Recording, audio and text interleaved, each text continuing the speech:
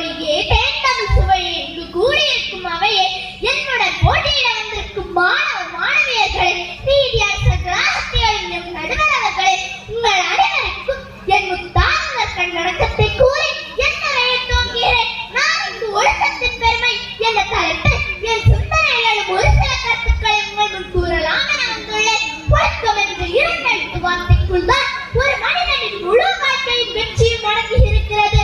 வாங்கிய சட்டம் பறந்தாலும் அதன் கட்டுப்பாட்டு ஒரு நூலில் தான் இருக்கும். அந்த நூலே அறுந்துவிட்டால் பட்டம் தருகட்டியோடு எங்கோ விழுந்துவிடும். அதுபோல்தான் ஒரு மனிதனின் வாழ்க்கையில் ஒழுக்கம் என்ற கட்டுப்பாட்டு கயிற்று பிடிக்கப்பட்டிருக்கும் வரைத்தான் அவன் வாழ்வில் வாங்கிய பறக்க முடியும். இதுவே ஒழுக்கத்தின் பெருமை. இதைத்தான் வள்ளுவர் ஒழுக்கம் விழுப்பம் தரலாம், ஒழுக்கம் உயிரிழம் நோக்கப்படும் என்கிறார். ஒழுக்கம் உலகில் உள்ள அனைவருக்கும் உயர்வை தருகிறது.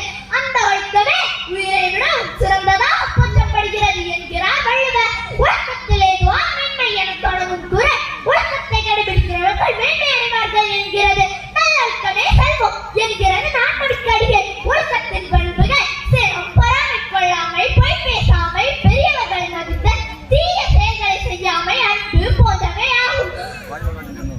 திருக்குறள், ஆத்திச்சூடி, நாலடியார் போன்ற பல இலக்கியங்களில் ஒழுக்கத்தின் பெருமையை கூறுகின்றன.